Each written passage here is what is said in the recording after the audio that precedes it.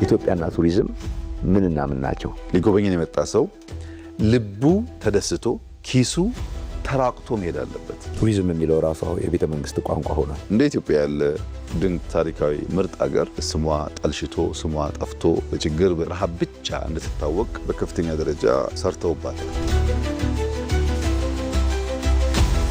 ሁሉንም ሃይማኖቶች፣ ሁሉንም ከባቢዎች፣ ሁሉንም ታሪኮች በእኩል የሚያወጣ መሆን አለበት። ደሰትበታለሁ፣ ይለይብኛል የሚሉት የትኛው ፕሮጀክት? ፋሲልን ዛሬ በሰራንበት መንገድ ቅርስ ጠፋ የሚል ስጋት 1% አታገኙ። ሌላው ዓለም ላይ አንድ ሙዚየም የሚጎበኘው በአመት ጎብኚ ቁጥር ያክል ኢትዮጵያ የውጭ ጎብኚ ሳታስተናግድ ኖራለች። እኛ ያልተሰጠነው፣ እኛ ያልገዛነው፣ እኛ ያልመራ ነው አይለማም፣ አይሰማም፣ አይበለጽግም የሚለውን ናሬሽን ለማስረጽ እንዲመቻቸው ቅርሶቹ አይጠፉም ወይ የሚል ስጋት አለባቸው። ከኢትዮጵያ በተለያየ ዘመን የተወሰዱ ቅርሶች አስመልሰናል፣ እንኳን ልናጠፋ። ማይስ ቱሪዝም ምንድን ነው? በአመት 10.9% ስራ የሚገኘው ከቱሪዝም ሴክተር።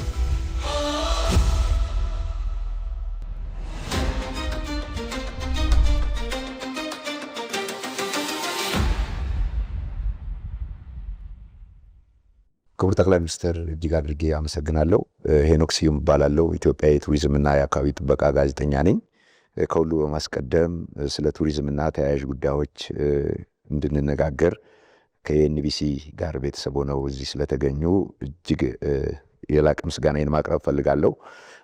የቱሪዝም ርዕሰ ጉዳይ ሆኖ በልዩ መልክ እንዲህ አይነት እድል ሲያገኝ የመጀመሪያው ነውና ለውይይትም በቅድሚያ ያንን ማመስገን እፈልጋለሁ። እንደው ለመነሻ እንዲሆነን የመጀመሪያ ጥያቄ ባደርገው ብዬ ያሰብኩት አሁን መንግስት የቱሪዝምን ኢኮኖሚ እንደ አንድ ምሰሶ ወስዶ በርካታ መዋለ ንዋዮችን እያፈሰሰ ይገኛል። ከዛ ጋር ተያይዞ አንዳንድ ሰዎች ሌሎች ጠንካራ ዘርፎች አሉ፣ እዚህ ላይ ይሄ ሁሉ ብር ለምን ይባክናል፣ ይሄ ሁሉ ነገር ለምን ይሰራል የሚል ሀሳብ ያነሳሉና ይሄ ሁሉ ልፋት፣ ይሄ ሁሉ ድካም፣ ይሄ ሁሉ ስራ ለቱሪዝም ለምን? ከዚህ እንጀምር እስቲ። ለቱሪዝም የተሰጠው ትኩረት መነሾ ራዕያችን ነው። ራዕያችን የበለጸገች፣ የተለወጠች፣ የተከበረች፣ የተወደደች ሀገር ሰርተን ለልጆቻችን ማስረከብ እንሻለን። እነዚህን ታላላቅ ህልሞች ለማሳካት ኢትዮጵያ ምን በጀዋለን፣ ምን ብትሰራ፣ ምን ላይ ኢንቨስት ብታደርግ ባጠረ ጊዜ ውስጥ በኢንቨስትመንቱ ልክ ሪተርን ኦን ኢንቨስትመንት አግኝታ ለልጆቿ የምታስበውን መሰረት መጣል ትችላለች የሚል ሰፋ ያለ ጊዜ ወስደን ስንመክር፣ ስንዘክር፣ ስንፈትሽ ነበር። በዚያ ፍተሻ ውስጥ ያስተዋልነው ነገር ለረጅም ጊዜ ኢትዮጵያ በአንድ ዘርፍ ላይ ተንተራሰ ኢኮኖሚ መገንባት ታስብ ነበር፣ ግብርና መር ብላ። ራሱ ግብርናውም በበቂ ደረጃ ማደግ አልቻለም፣ ሌሎች ሴክተሮችን ማንቀሳቀስ አልቻለም እና በአንድ ዘርፍ ላይ ብቻ ዲፔንድ ያደረገ አካሄድ የምናስበውን ውጤት አያስገኝም፣ ረዥም ጊዜ ይወስዳል፣ በአጠረ ጊዜ ውስጥ የበለጸገች ሀገር መገንባት አያስችልም እና ብዝሃ ዘርፍ ማድረግ አለብን። ዘርፎቹ ግን የሚሰናሰሉ የሚተሳሰሩ፣ አንዱ ለአንዱ ግብአት የሚሆን አድርገን ብንሰራ ኢኮኖሚያችንን ልናነቃቃ እንችላለን የሚል እምነት ነበረን። በዚያው መንገድ ነው ብዙ ዘርፎች ሲታዩ ከመረጥናቸው 5 ዋና ዋና ዘርፎች አንዱ ሆኖ የወጣው ቱሪዝም ነው። የተመረጠበት ዋናው ምክንያት ዓለም ላይ በቱሪዝም ሴክተር የሚንቀሳቀሰው ሀብት መጠን በጣም ከፍተኛ ነው። በየዓመቱ 12.6 ትሪሊየን ገደማ ዶላር ሀብት በቱሪዝም ዙሪያ ይንቀሳቀሳል። ይሄ ትልቅ ሀብት ነው። ከዚህ ሀብት ኢትዮጵያ ምን ያክል ትቋደሳለች፣ አፍሪካ ምን ያክል ትቋደሳለች የሚለው ደግሞ ቁልፍ ጥያቄ ነበር። ለምሳሌ አሜሪካን ብንወስድ በአመት እስከ 215 ቢሊዮን ዶላር ታገኛለች። ስፔንን ብንወስድ እስከ 107 ቢሊዮን ዶላር ታገኛለች። ታይላንድን ብንወስድ እስከ 95 ቢሊዮን ዶላር ታገኛለች። እዚህ አፍሪካ ውስጥ እንኳን ግብጽ እስከ 14-15 ቢሊዮን ዶላር ታገኛለች። ስለዚህ ይህንን ሀብት እኛም መቋደስ ብንችል በሌሎች ዘርፎች የምናደርገውን ነገር ሊያግዝ ይችላል የሚል እምነት አለ። ትልቅ ሀብት ነው ያለው። ሁለተኛ የጎብኝ መጠን እንደው ከተለያየ የዓለም ክፍል ወስደ ብታይ አውሮፓ ላይ ለምሳሌ ፈረንሳይን ብትወስድ በአመት እስከ 102 ሚሊዮን ሰዎች ፈረንሳይን ይጎበኛሉ። የህዝብ ብዛቱን የሚበልጥ ሰው ነው የሚጎበኘው። ሜክሲኮ ብትሄድ ወደ 97 ሚሊዮን ሰው ይጎበኛል ከሰሜን አሜሪካ ውስጥ። ወደ ኤዥያ ብትሄድ ማሌዥያ ብቻ 39-40 ሚሊዮን ሰው በአመት ይጎበኛል። ወደኛ አህጉር ስትመጣ አፍሪካ ላይ ሞሮኮን ብትወስድ 19-20 ሚሊዮን ገደማ ሰዎች በአመት ሞሮኮን ይጎበኛሉ። ይህ ቁጥር ቀላል ቁጥር አይደለም። 10 ሚሊዮን 20 ሚሊዮን ሰው ጎብኛለ ማለት ለምሳሌ ሊጎበኝ ከመጣው 20 ሚሊዮን 10 ሚሊዮን የሀገር ውስጥ ምርት የሆነውን ጫማ ወይም ጂንስ ቢገዛ 10 ሚሊዮን ጂንስ ፓክ አድርገህ ኤክስፖርት አድርገው ሌላ ሀገር ከመላክ ራሱ ሸማቹ መጥቶ ካንተ ወሰደ ማለት ነው። ቱሪዝም ለአንድ ዓላማ ብቻ ስለማይሆን የመጣው ሰውዬ እውቀት ያመጣል፣ ይሸምታል፣ ይዛመዳል፣ ኢንቨስት ያደርጋል። ብዙ ጠቀሜታ አብሮት ተከትሎት ይመጣል። የኛን ስታይ ሴክተሩ ስራ ይፈልጋል የሚል ነገር ያመላክታል። ሶስተኛው ከፍተኛ የስራ ዕድል ችግር ነበረ ኢትዮጵያ ውስጥ። በስራ ዕድል ፈጠራ ውስጥም ቱሪዝም ያለው ሚና ከፍተኛ ነው። በዓለም ላይ በየዓመቱ ለስራ የደረሱ ሰዎች እስከ 370 እና ከዚያ በላይ ሚሊዮን ሰዎች ስራ ይዛሉ። 370 ሚሊዮን ሰው በቱሪዝም ሴክተር ስራ ከያዘ ከዚች ውስጥ የተወሰነች ፐርሰንት ብንጋራ የኛ ሁኔታ ይቀይረዋል። በአመት 10.9% ስራ የሚገኘው ከቱሪዝም ሴክተር ነው። 10% ስራ ከቱሪዝም ብቻ አገኘን ማለት ሌላ 10% ከሌሎች ሴክተሮች ካገኘን ሲሰናሰል በስራ ዕድል ዘርፍ ያለውን እጥረት እና ፍላጎት ሊያሟላ ይችላል ማለት ነው። ከዚያ በተጨማሪ ሌሎች ዘርፎች ላይ የሚፈጥረው ኢምፓክት ነው። ቅድም እንዳነሳሁት ኢንዱስትሪ አንዱ ፒላር ነው። የኢንዱስትሪ ምርቶች ገበያ ይፈልጋሉ። ቱሪስት ወደ ሀገር ውስጥ የሚፈስ ከሆነ እነዚያን ምርቶች የሚበላውንም የሚለበሰውንም ቅርጻ ቅርጹንም ሸምቶ ሊሄድ ይችላል። የኢንዱስትሪ ምርት በቀጥታ ገበያ ያገኛል ማለት ነው። የሸቀጥ ገበያ ትሬድ አጠቃላይ ትራንዛክሽን እንዲያድግ ያስችላል። ለአነስተኛ ቢዝነሶች ለምሳሌ ጫማ ማስጠረግ ሊሆን ይችላል፣ ቡና መጠጣት ሊሆን ይችላል። ብዙ ሰዎች ገበያ እንዲያገኙም ያስችላል። ቅድም እንዳነሳሁት አልፎ አልፎ ደግሞ የውጭ ቀጥታ ኢንቨስትመንትም ያመጣል። ለምሳሌ ባሌ ሊጎበኙ የሄዱ እንግሊዛውያን ባሌን ወደውት ግን ማረፊያ ስላልነበረ እዛ ቦታ ሪዞርት ሰርተው ረዥም ጊዜ ሰርቪስ ይሰጥ ነበር። ልክ እንደዚሁ አንድ ቱሪስት ሲመጣ ክፍተት ያይና ያንን ክፍተት ለመሙላት ተጨማሪ ኢንቨስትመንት ይስባል። እንዲያውም ድሮ ምን አይነት ታሪክ አለ? በጅማ አካባቢ ንግዶች ነበሩ፣ የጥርኝ የቡና ንግዶች ነበሩ፣ ዓለም አቀፍ ንግዶች እና አንዱ የጅማ የሊሙና ሪያ ገበያዎች አሉ፣ የሚታወቁ ገበያዎች እና አባጅፋር ካደረጉት አንዱ የሚያስደንቀኝ ነገር እነዚህ የአረብ ነጋዴዎች፣ የየመን ነጋዴዎች እዛ መጥተው ያለውን ነገር ሸምተው ሊሄዱ ሲመጡ ጊዜ ያለው ገበያው ይታወቃል ጊዜው እና መጀመሪያ በመጡ ማግስት ዋና ዋናዎቹ ነጋዴዎች እራት ግብር ይዘጋጅና ቤተ መንግስት ይጠራሉ። የውጭ ነጋዴዎች የዚያ እራት ዋነኛ ዓላማ ንግድ በእነሱ ሀገር ምን እንደሚመስል፣ አዲስ ነገር ምን እንዳለ፣ ምን ቴክኖሎጂ እንዳለ፣ ምን እንደሚፈለግ የመረጃ የእውቀት ልውውጥ ንጉሱ የሚያደርጉበት መድረክ ነው። በዚያ ጊዜ ቴሌቪዥን የለም፣ በዚያ ጊዜ መጽሔት የለም። የምታገኛቸውን ሰዎች ጊዜ ሰጥተህ በማነጋገር ነው የምትማረው። መጥተው ሸምቶ መሄድ ይችላሉ። ከዚያ ባሻገር ግን ከሽመታው ባሻገር እውቀት ሊገኝባቸው እንደሚችል በማሰብ በየጊዜው እራት ያዘጋጁላቸው ነበር። ቱሪስቶች እንደዛ ናቸው። ለመጡበት ዓላማ ብቻ ሳይሆን ከዚያ ባሻገር ብዙ ትምህርት ይቀሰምባቸዋል። እኔ በራሴ የገጠመኝ አንድ ጊዜ የሆኑ የውጭ እንግዶች መጥተው አዋሽ ፓርክ ኢንቨስት እንዲያደርጉ ፍላጎት ስለነበረኝ አብሬያቸው አዋሽ ፓርክ ሄዳለሁ። እነሱ ከፓርኩም ከሁኔታውን በላይ በአዋሽ ፓርክ የሞላው አኬዥያ ዛፍ በጣም ይገርማቸዋል። ምንም አይነት የንብ ቀፎ እንኳን አናይም እዚህ። ከአኬዥያ ዛፍ የሚገኘው ማር ከብዙዎቹ ማር የተሻለ በጣም ተፈላጊ ማር ነው። ይሄ ሁሉ ዛፍ እያለ ለምንድን ነው የንብ ቀፎ ማዘረጉት ልክ እንደ አበባ አኬዥያም የሚቀሰምና ጥሩ ማር የሚወጣው ነው ብለው ከዛ በኋላ ሞክረነዋል ያንን ስራና የማታውቃቸውን ነገሮችም ለመማር እድል ይሰጣል።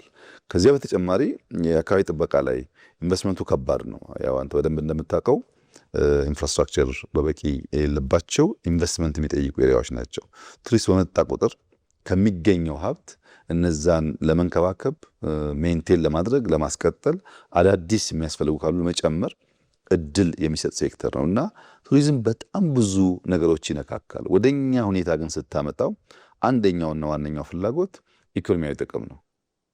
ከዚህ ዘርፍ 12.6 ትሪሊየን ጥቂት ገንዘብ መሻማት ብንችል፣ ሰዎች ስራ ማስያዝ ብንችል፣ ለኢንቨስትመንት መስህብ የሆኑ ነገር ብንፈጥር፣ ኢትዮጵያ ውስጥ ያሉ እድሎች እኛ ያላየናቸው ሌሎች አይተው የሚያነቋቋቸው ስፍራዎች ካሉ ለመማር ብንችል የሚል አንዱ ምክንያት ነው።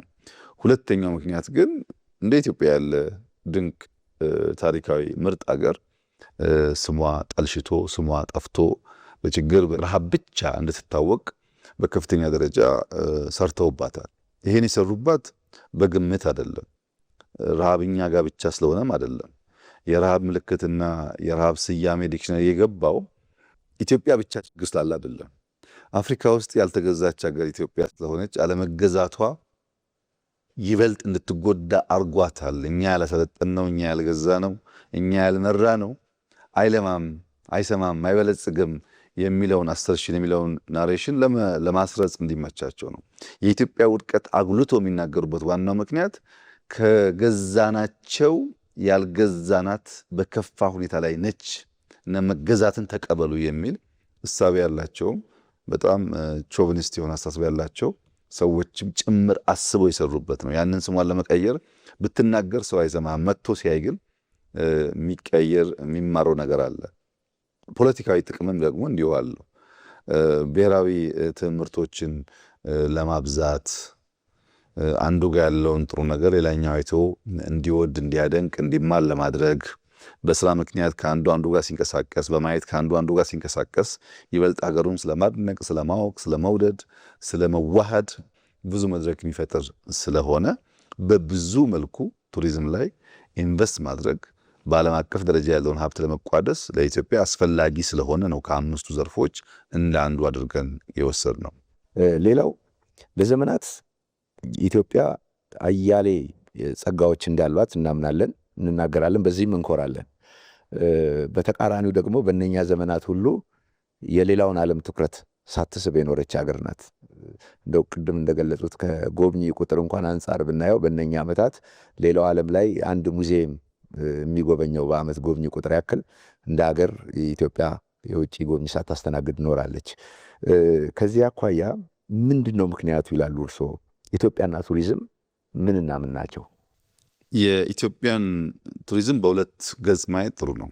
አጠቃላይ ፖቴንሻሉን እምቅ አቅሙንና ማነቆዎቹን ለይቶ ማየት ይጠቅማል። ኢትዮጵያ የቱሪዝም ፖቴንሻል በጣም በጣም በጣም ከፍተኛ ነው። በርካታ አትራክሽን ሴንተሮች ያላት ሀገር ናት። እነዚያን ውብ ስፍራዎች የሚያውቃቸው፣ የሚያያቸው፣ የሚያሳውቃቸው ግን ውስን ነው። ውስን የሆነበት ዋናው ምክንያት የዴስቲኔሽን እጥረት አለ። በርካታ ማነቆዎች አሉ። ሁለቱን ለይቶ ማየት በእጅጉ ያስፈልጋል። ከፖቴንሻል አንጻር ስትወስድ ለምሳሌ የተፈጥሮ ሀብት ውሰድ። እጽዋትን ብትወስድ ከ6000 በላይ ዝርያ ያለበት ሀገር ነው። ብዙ ሀገራት ከ6000 በላይ ዝርያ ያለ ሊመጻደቁ አይችሉም። ብዙ አይነት ብዙ ቦታ የማይገኙ ተክሎች የሚገኙበት ሀገር ነው። ለነሱ ሁሉ ትምህርት ሊሰጥ የሚችል በርከት ያሉ እጽዋቶች አሉበት። ሁለተኛ ከእንስሳት አንጻር በተለይ የዱር እንስሳት በሁሉም የኢትዮጵያ አቅጣጫ ስትሄድ ብዙ ቦታ የማይገኙ እንስሳቶች የሚገኙበት ሀገር ነው። ሬድ ፎክስን ብትወስድ፣ ዋሊያን ብትወስድ፣ ጥቁር አንበሳን ብትወስድ በጣም ብዙ ነገሮች ኢትዮጵያ ውስጥ ይገኛሉ። አዕዋፋትም በጣም በጣም በጣም ብዙ። ከአዕዋፋት አንጻር ብዙ ዝርያዎች አዋሽ ላይ ባሌ ላይ ያሉ ዝርያዎች ብዙ ቦታ አታገኛቸውም። ፋልከን በጣም ኤክስፔንሲቭ የአዕዋፍ ዝርያ ነው በሌላው ዓለም። ፋልከንን ማግኘት ፋልከንን መግዛት በጣም ይፈለጋል። ሀብቱ አለ፣ ግን ለፈላጊዎች ማገናኘቱ ደግሞ ለእኛ ውስንነት አለ እና ከተፈጥሮ ሀብት አንጻር በጣም ትልቅ ፖቴንሻል ያላት ሀገር ናት። ከመልክዓ ምድር አንጻር ከወሰድክ ያው ከራስ ዳሽን እስከ ዳሎል ድረስ አባፍ ሲ ሌቭል ብቻ ሳይሆን ቢሎ ሲ ሌቭልም በጣም ዝቅ ያለ ቦታ ያለበት ሀገር ነው። ሁሉም ቀዝቃዛውም ሙቀቱም የሚገኝበት ሀገር ነው። በጣም ተስማሚ የሆነ የአየር ንብረት የምታገኝበት ነው። እዚህ ከበረደህ በጥቂት ዲስታንስ ውስጥ ሙቀት የምታገኝበት ሀገር ነው። በሌሎች ሀገራት ቅዝቃዜ ሲሆን ሙቀት ማግኘት ትችላለህ። በሌሎች ሀገራት ሙቀት ሲሆን ቅዝቃዜ ማግኘት ትችላለህ። የአየር ጸባያችንም በጣም በጣም ተመራጭ ነው። ለምሳሌ መካከለኛው ምስራቅ ብትወስድ ይሄኛው የሰመር ሲዝን ሰኔ፣ ሐምሌ፣ ነሐሴ በጣም በጣም ይሞቃል። የ3 ሰዓት ፍላይት ነው። እዚህ ደግሞ ዝናብ ነው፣ ይቀዘቅዛል። ዝናብ ብቻ ግን አይደለም። የማይዘንብባቸው ከቅዝቃዜ ወጣ ያሉ አካባቢዎችም ኢትዮጵያ ውስጥ አሉ። ወደ አውሮፓ ብትሄድ እነዚህ ወራት በጣም በጣም ሙቀት ያለባቸው ናቸው። እነዚህን የሙቀት ጊዜዎች መጥተው እዚህ ያሳልፉ ይችላሉ። ወደኛ ጥቅምት፣ ህዳር፣ ታህሳስ አካባቢ ደግሞ ብትሄድ አውሮፓ ብርድ ነው። ሰዎች እዚህ መጥተው ሙቀት ሊያገኙ ይችላሉ። እንደዚህ ያለ እድልም አለው። ከዚያ ውጪ ታሪካዊ ቦታዎች ሊታዩ የሚችሉ ቦታዎች ደግሞ ሄኖክ በጣም ብዙ ስለዞርክና ስለምታቅ ኢትዮጵያ ውስጥ ያሉ ሀብቶች ከአንተ ጋር መነጋገር አይቸግርም። ግን ዝም ብዬ በእኔ እምነት እንግዲህ አንዳንዴ ለራሴ ኮርሱም ሊሆን ይችላል። በእኔ እምነት አንድ ሀገር ቪዛ ጠይቀህ ቪዛ አግኝተህ ትኬት ቆርጠህ የሆነ ሀገር ብትሄድ እንደ ኢትዮጵያ ያለ ቫራይቲ ሊገኝበት የሚችል ሀገር በዓለም ላይ መኖሩን እጠራጠራለሁ ነው እንግዲህ ፕሩቭ ለማድረግ መሞከር ይፈልጋል። እንደው ጥቂቶቹን ኤግዛምፕሎች ላንሳ። አንድ ሰው ኢትዮጵያ ከመጣ በኋላ ወደ ሰሜን ሄደ እንበል። ሰሜን ተራሮች ሲሄድ ከአፍሪካ ሁለተኛ ትልቁን ከፍታ ቦታ ማየት ይችላል። ከሰሜን ተራሮች 1 ሰዓት ተኩል 1 ሰዓት 2 ሰዓት ነርቶ ጎንደር ይመጣ፣ ፋሲልን ይጎበኛል፣ ጥንታውያን ታሪካዊ ቦታዎች ይጎበኛል፣ ቅርሶች ያያል። ከዚያ 1 ሰዓት ነርቶ ጎርጎራ ብሄድ እንደ ጎርጎራ ያለ ምርጥ ዴስቲኔሽን ያገኛል።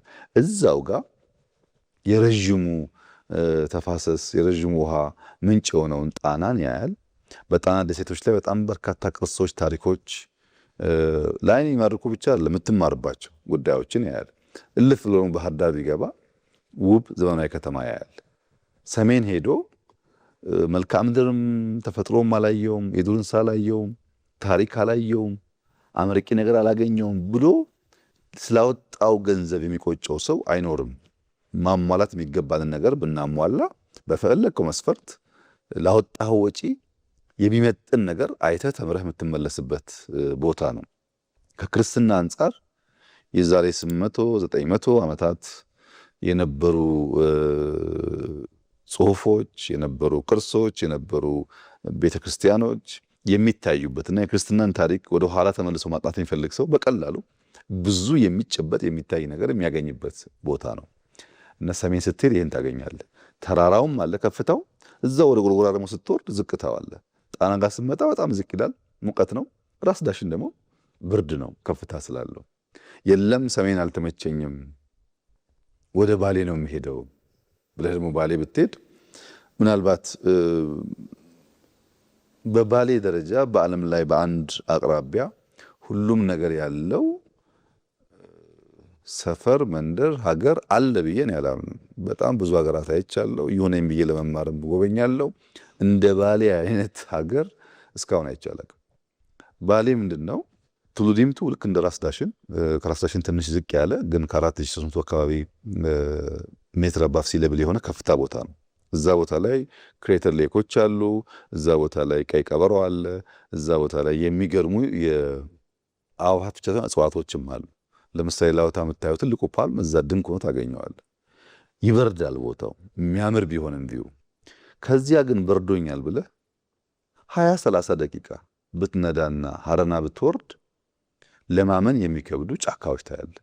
ጥቁር አንበሳ ያለው፣ ሌሎች የዱር እንስሳት ያሉበት የሚያስደንቅ ጫካ፣ ወተርፎሎች ያሉበት አይተህ ተራምደህ የማጠግብበት ቦታ ነው።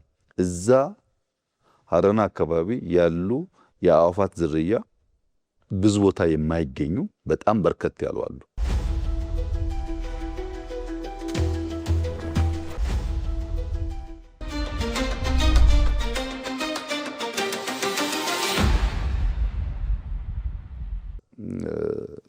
በብዙ ዘርፉ ችግር አለ። ኢንቨስትመንት ይፈልጋል። ማርኬቲንግ ችግር አለ። እሱም ስራ ይፈልጋል።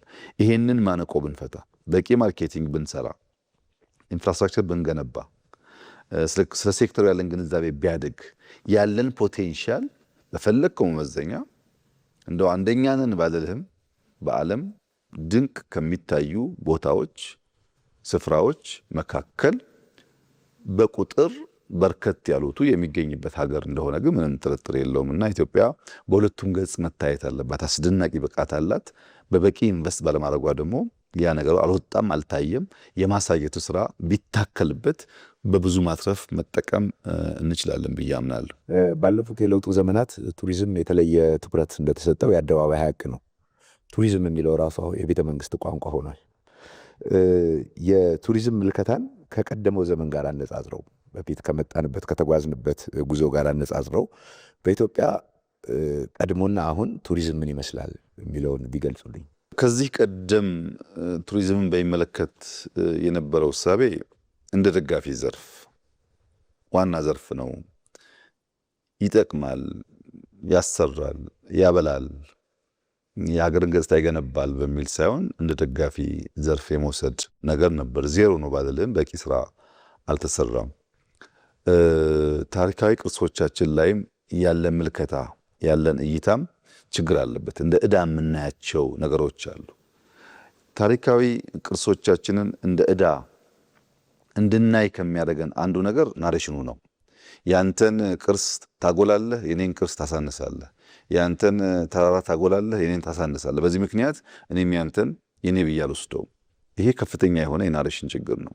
ያም አምሮ አብቦ ይሄም አምሮ አብቦ የጋራ ናሬሽን ብንገነባ ኖሮ ለቅርሶቻችን ዕዳ ሳይሆኑ በረከት መሆን ይችላሉ። ስለ ቅርስ ሲነሳ ሰው ልክ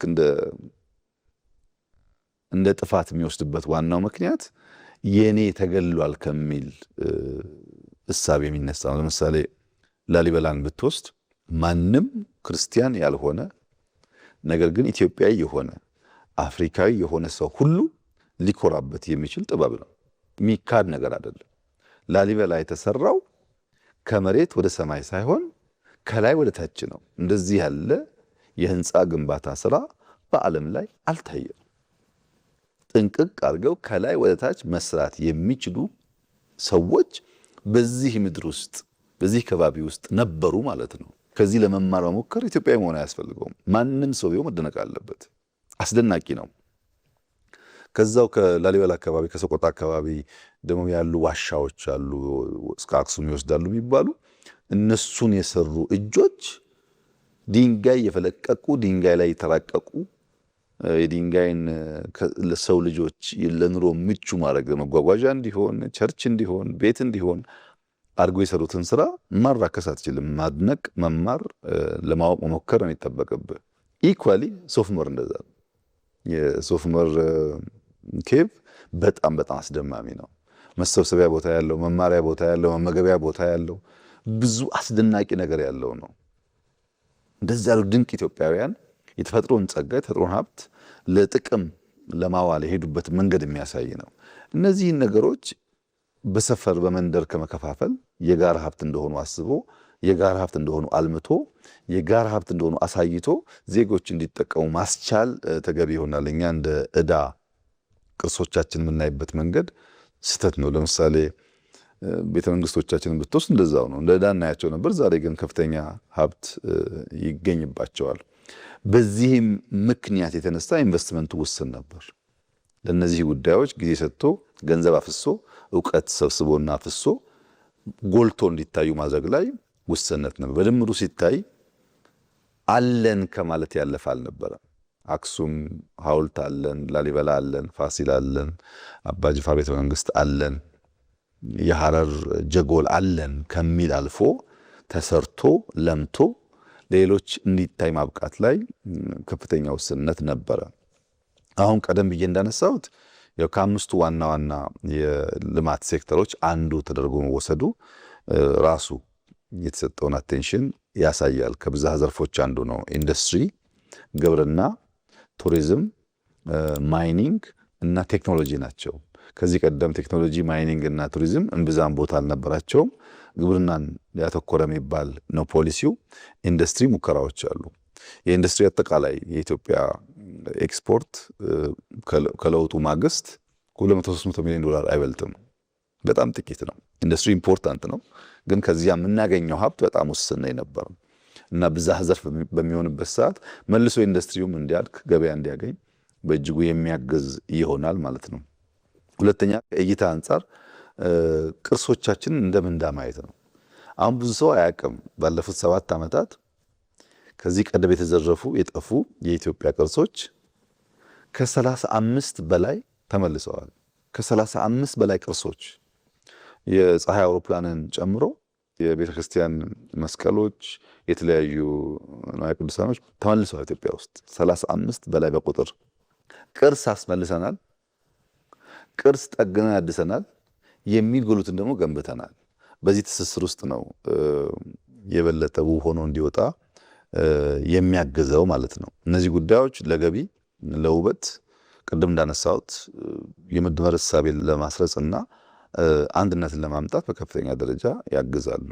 ኢንቨስትመንቱ ትልቅ ሀብት ይፈልጋል። ኢንቨስትመንቱ ከተለያየ ሶርስ መሆን አለበት። ከህዝቡ፣ ከባለ ሀብቱ፣ ከመንግስት፣ ከውጭ አጋሮች። እነዚህ መሰናሰል አለባቸው። በዚያው ልክ የፕሮሞሽን ስራ መሰራት አለበት። አንዱ ይህንን ቃለመጠይቅ ከአንተ ጋር እንዳደርግ ያስገደደኝ ነገር ጥቂት ኢትዮጵያውያን በየቦታው እየዞራችሁ በእግር እየተጓዛችሁ በማይመች ሁኔታ ኢትዮጵያውያን ሀገራቸውን፣ ሀብታቸውን እንዲያውቁ ጥረት የምታደርጉት ነገር ገዥ ስለሆነና ሪኮግናይዝ መደረግም ስላለበት ጭምር ነው። እንደዚህ አይነት ወጣቶች እየበዙ ሲሄዱ አገር የሚወዱ፣ አገር የሚያደንቁ፣ አገር የሚያዩ፣ አገር የሚያሳዩ ሲኖሩ ፕሮሞሽኑ ያድጋል። አገራችንን እናውቃለን። በዛው ተጠቃሚነት እየሰፋ ይሄዳልና በዚህ አግባብ መታየት ያለበት ይመስለኛል። ሌላው ከለውጡ በኋላ በስፋት የተሄደበት ነገር የቱሪዝም መሰረተ ልማት ግንባታው ነው። ይሄ የቱሪዝም መሰረተ ልማት ስነ ምህዳር መሰረተ ልማትን ሁሉ ይጨምራል። ለዘላቂ ቱሪዝም አረንጓዴ ልማትን ሁሉ የሚያካትት ነውና እነዚህ ግንባታዎች ከመሰራት ባለፈ የተሰሩበት አግባብና ስልት እንዲሁም ደግሞ የተከናወኑት ተግባራት ምንድን ናቸው? በጣም ወሳኝ ጥያቄ ነው። በትንሽ ከፈልፈል አድርጎ ማየት ጠቃሚ ይሆናል። አንዱ ትልቁ ማነቆ ይሄ ስለሆነ የመጀመሪያው መሰረተ ልማት ምንድን ነው? መሰረተ ልማት በራሱ በአራት ተከፍሎ መታየት አለበት። አንደኛው የጉብኝት ስፍራው ነው። ፋሲል፣ ላሊበላ፣ ሶፍ ዑመር ያልናቸው ቦታዎች ናቸው የሚጎበኙቱ። ሁለተኛው ደግሞ እዚያ ለመጎብኘት የሄደው ሰው የሚያርፍባቸው ማረፊያ ቦታዎች፣ ሪዞርቶች ወይም ሆቴሎች ሊሆኑ ይችላሉ። ሶስተኛው የትራንስፖርት መሰረተ ልማት በመንገድም በአየርም ወደ እነዚህ አካባቢዎች ለመሄድ የሚያስችል የመንገድ ወይም የአየር ኢንፍራስትራክቸር አለ ወይስ የለም ነው። አራተኛው የዲጂታል ኢንፍራስትራክቸር ነው። ሳትሄድ ስለምትሄድበት ቦታ በቂ የሆነ ምስል፣ በቂ የሆነ መረጃ ማግኘት፣ ቨርቹዋሊ ቡክ ማድረግ መቻል። ይሄ ኢንፍራስትራክቸር ክሪቲካል ነው። ዲጂታል ኢንፍራስትራክቸር ከሌለ፣ የትራንስፖርት ሚንስ ከሌለ፣ ከሄድክ በኋላ ማረፊያ ቦታው ከሌለ ራሱ የሚታየው ቅርሱ ብቻውን ለጉብኝት መስህብ መሆን አይችልም። ከሄድክ በኋላ ማደሪያ፣ መመገቢያ ቦታ ስለሚያስፈልግ እነዚህን አራት ኤሪያዎች እንደ መሰረተ ልማት መውሰድ ትችላለህ። የተገነቡበትን መንገድ ደግሞ ስንመለከት ባለፉት 6-7 ዓመታት ከብዙ በጥቂቱ የገበታ ፕሮጀክቶች ገበታ ለሸገር ብለን የጀመርነው እንግዲህ ሸገርን ምን እንዳደረጋት የሚታይ ነገር ነው። አሁን ያለንበት ቦታ የእንጦጦ ቤተ ጊዮርጊስ የሚባለው የሳባ ያሰራችው ሙዚየም ነው። ይሄ የዚህ ስራ አካል ነው። ገበታ ለሸገር ሲሰራ እንጦጦ ፓርክ ብቻ ሳይሆን ጋስትሮኖሚ ያለበት፣ እንጀራ የሚጋገርበት፣ የሚበላበት፣ የተለያዩ ምግቦች የሚታዩበት፣ ቡና የሚቆላበት፣ ቡና የሚፈላበት፣ ከዚያ ባሻገር የኢትዮጵያ ስዕሎች፣ የኢትዮጵያ አርቶች፣ የኢትዮጵያ ቅርሶች የሚታዩበት እንዲሆን ታስቦ ነው የተሰራውና ይህ አሁን ያለንበት ቤተ ጊዮርጊስ በእንጦጦ የሚገኘው እንዲህ ያለው ውብ ስራ የዛ የገበታ ለሸገር ፕሮጀክት አካል ተደርጎ የተሰራ ነው።